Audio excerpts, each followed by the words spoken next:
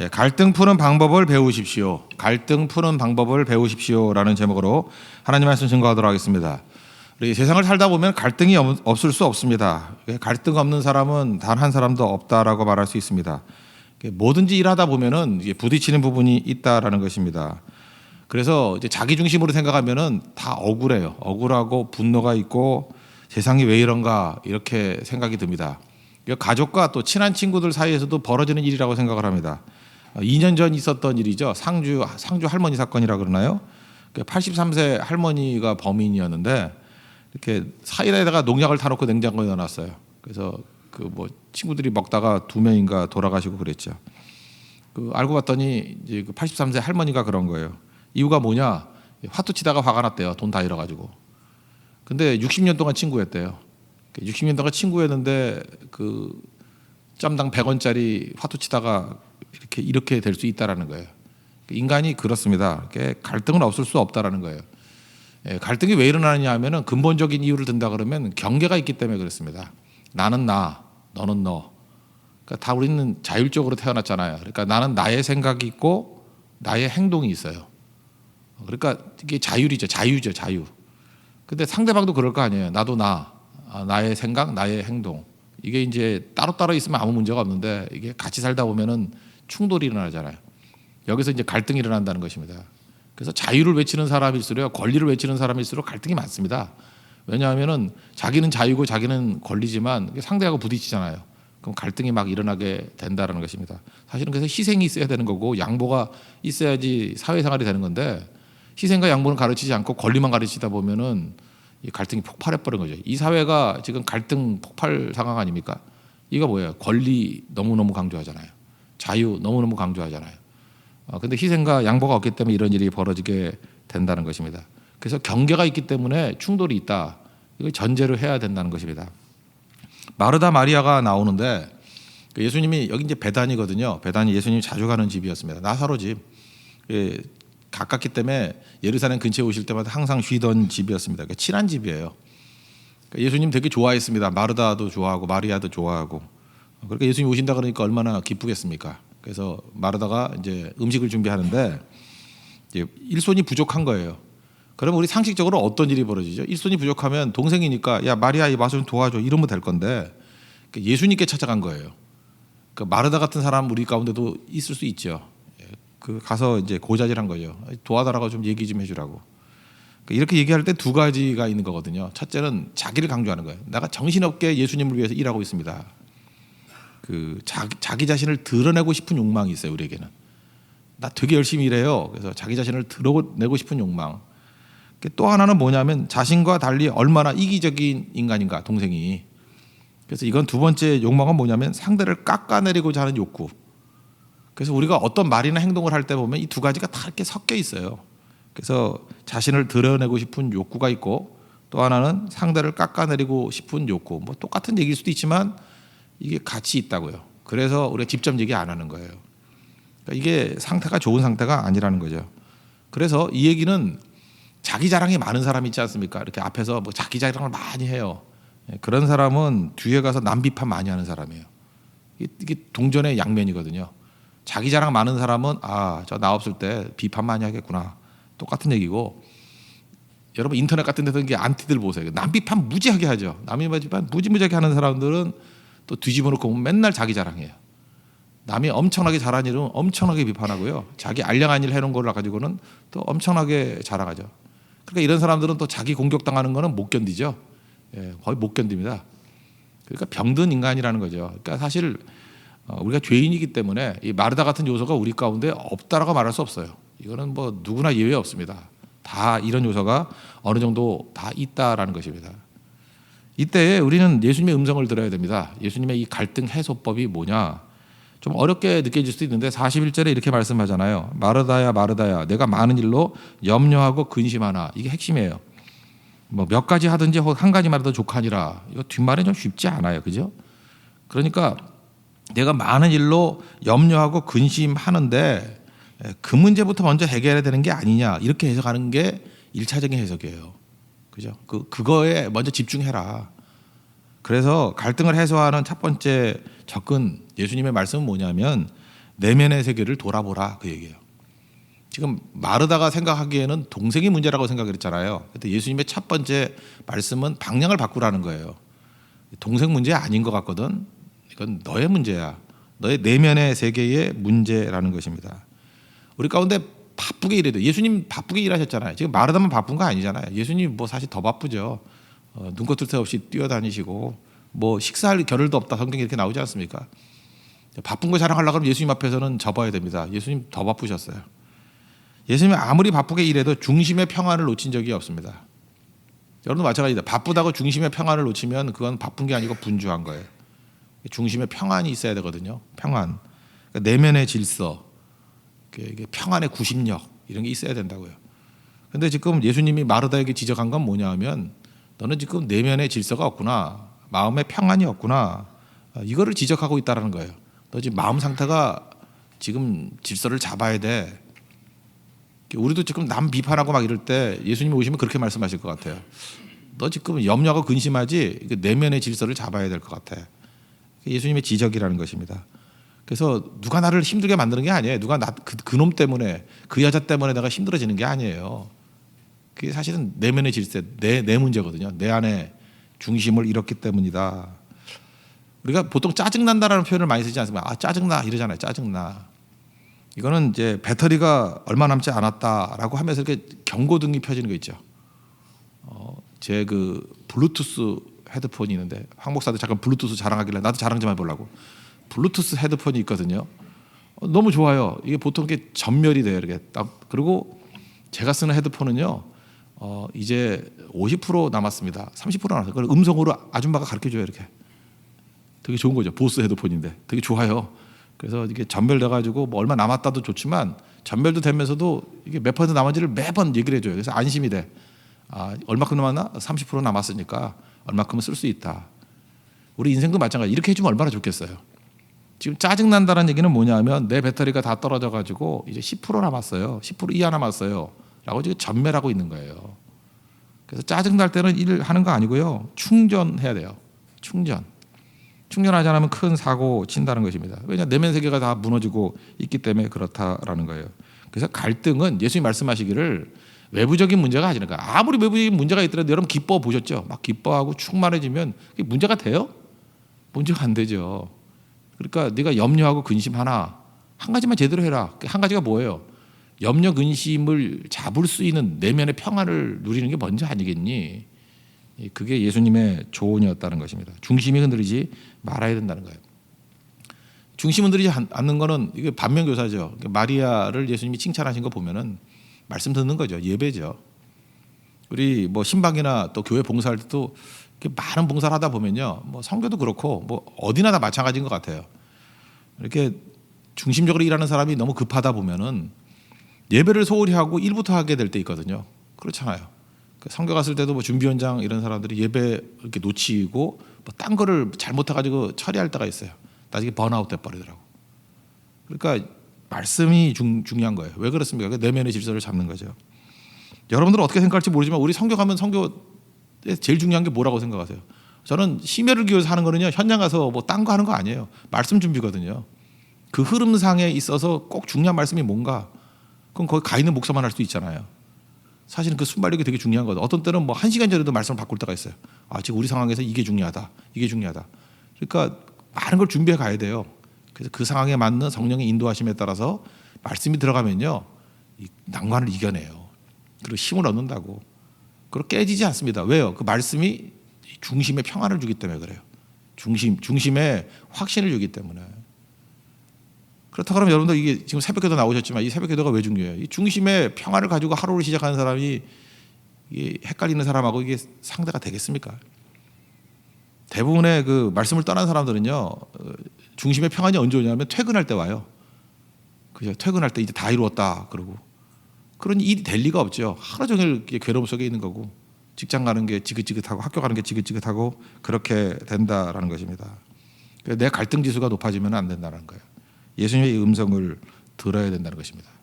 이 사회가 갈등 폭발 상황 아닙니까? 이유가 뭐예요? 중심이 흔들리기 때문이라는 것입니다. 우리 정리하면 첫 번째 말씀에서는 마르다의 분주함은 마리아 때문이 아니다. 그럼 내 마음의 분주함은 내 외부에 있는 누구 때문이 아니다라는 거예요.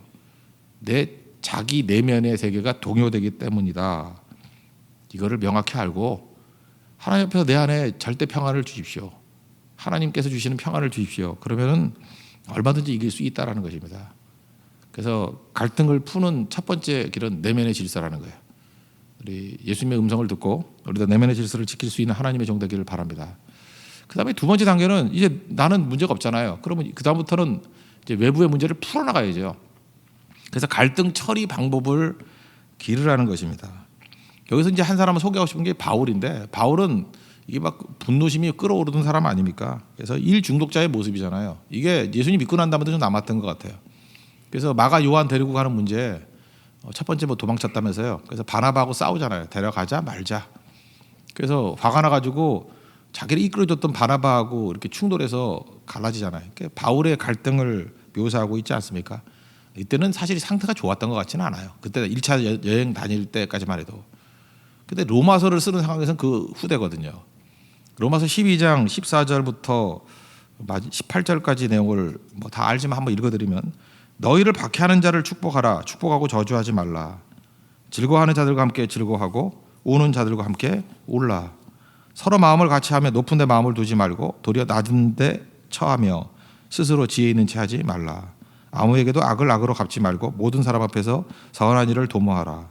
할 수 있거든 너희로서는 모든 사람과 더불어 화목하라. 이게 지금 이전에 바울하고 좀 다르죠. 이게 갈등 처리 방법을 배운 사람의 모습이라는 것입니다. 그러니까 제가 볼 때 이거 하나씩 분석해 보면 이제 갈등 처리 방법은 여기서 배울 수 있는 것 같아요. 이건 뭐 여러분들 읽어보면 되잖아요. 삶에서 이게 매번 이거를 깨우쳐야 된다는 것입니다. 제일 중요한 건 뭐냐면요, 1차적으로 갈등 처리 방법을 배우는 건 뭐냐면, 남의 험담 이런 뭐 이상한 얘기들 있잖아요. 제일 먼저 해야 될 게 흘려보내는 거 배워야 돼요. 그거 뭐하러 그 반응해요? 그냥 흘려보내지. 패스 이렇게 패스해버리는 게 되게 중요하다는 것입니다.